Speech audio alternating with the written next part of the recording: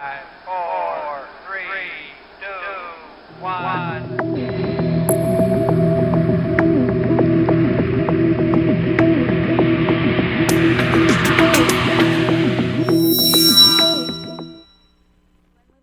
Muy buenas noches a todo nuestro público. Muchas gracias por acompañarnos este jueves. Bueno, hoy en el jueves de primera clase tenemos mesa de discusión y tenemos a dos expertos, abogados, que nos acompañan esta noche, al licenciado Jorge Nieves Chacón, al que le damos la más cordial bienvenida. Licenciado Nieves, muy buenas noches. ¿Qué tal? Buenas noches a todos, un gusto saludarlos. Y el licenciado Luis Villegas Montes, el hijo pródigo del PAN, dicen por ahí, que está aquí con nosotros y es un gusto que esté aquí con nosotros. Tocayo, buenas noches. Al contrario, es un placer estar aquí contigo ahora en este espacio. Compartimos los viernes. Así.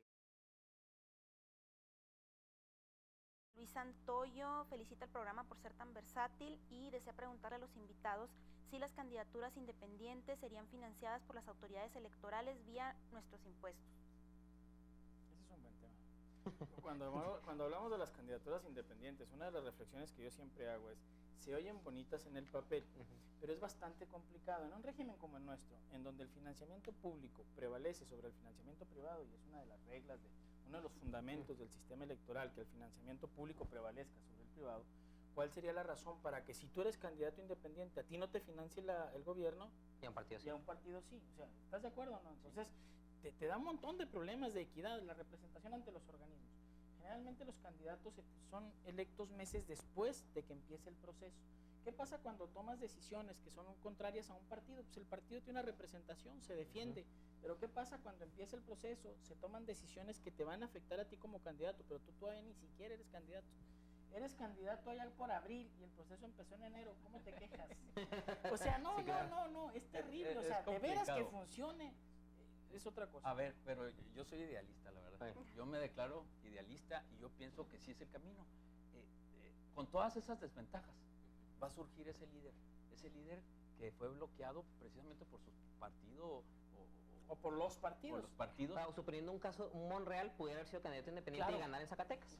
Para no ponerle nombres, hay líderes en la comunidad que en algún momento fueron candidatos, que fueron desplazados por los grupos de los partidos. Hay muchos casos. Ahorita Acción Nacional se lo está viviendo en carne propia, muchos casos de esos, gente valiosa que se ve desplazada y no se le da el camino de oportunidad. Ese líder tiene ganada una imagen frente a la comunidad, a su comunidad. Y claro, está en desventaja con el partido, pero es la historia de David y Goliat. Y sale David, gana. Eso va a pasar. Yo no estoy diciendo que esté en contra, no. Yo lo único, contestando al planteamiento es, a ver, tendría que financiarlo, como está ahorita el régimen, sí, porque sería inequitativo que no financiaras al particular y al partido sí. Sería inequitativo. Pero el que tienes que buscar, yo coincido con Jorge en esto, vamos a tener que ser creativos y buscar salidas, uno, y dos, el sistema actual confronta mucho la posibilidad de candidaturas ciudadanas eficaces. O sea, el sistema está hecho para los partidos, y coincides conmigo, el sistema está hecho para partidos.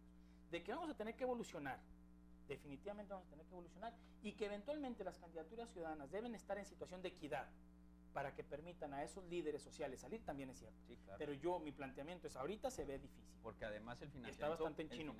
Público, yo sé que la gente lo ve muy mal, pero el financiamiento, eso de que prevalece el financiamiento público sobre el privado, tiene que ver con aquellos dineros insanos que pudieran entrar a la política de manera más fácil, y entonces una persona que tenga mucho dinero y que incluso no tenga explicación Pablo Escobar en Colombia, se compre su claro. Me imagino no le vayan a dar ganas a Carlos Slim de comprarse un país que se llame Chapo. México. Sí, claro. No, pues vean las televisoras ahorita que tienen diputados y senadores, claro. Y en todos los partidos. Sí, y claro. eso hay que cuidarlo, No, definitivamente. es a favor de los ciudadanos. Sí, claro. La claridad legal sí la hay. Sí, lo que es claro también es la intervención de los poderes fácticos en los órganos electorales. Y entonces, yo creo lo que está planteando Acción Nacional, sangoloteen el asunto para que vengan los reacomodos. Sangoloteen la cuna. Mira, lo que dice Jorge, el problema, yo creo que la claridad, Jorge plantea varias cosas. En realidad, desde el 94 empieza la reforma, que yo creo que es la primera etapa que deriva en esta de la ciudadanización de los organismos electorales, etcétera.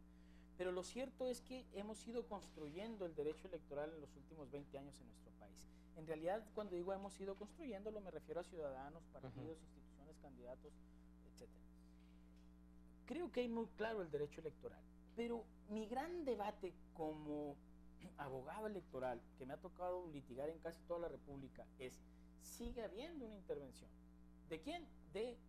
Sigue habiendo crimen organizado, poco o mucho, pero en todos lados vemos una intervención menor o mayor, pero se ve. Poderes fácticos, hablando de medios de comunicación, grupos empresariales, Sí, claro. etcétera.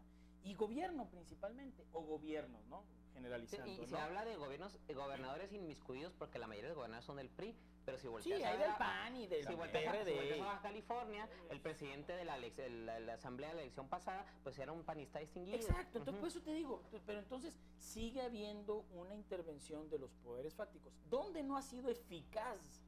Porque la ley es clara. ¿Dónde han fallado los mecanismos? En impedir esas intervenciones por parte de estos poderes fácticos. Bueno, Por eso te digo. ¿por Buscarle qué, los huecos. ¿por qué no pudiera ser una buena solución el implementar candados adecuados para evitar, o esos candados para que esos poderes fácticos, pues ahora sí que limitar un poco Sí. esa intervención Fíjate. y no cambiar a rajatabla el sistema? Ese es el tema que yo digo debemos de explorar, ese es el problema.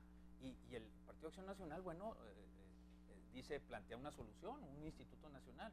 Yo lo replantearía, ¿no? Sigo coincidente en el problema, sí es el problema.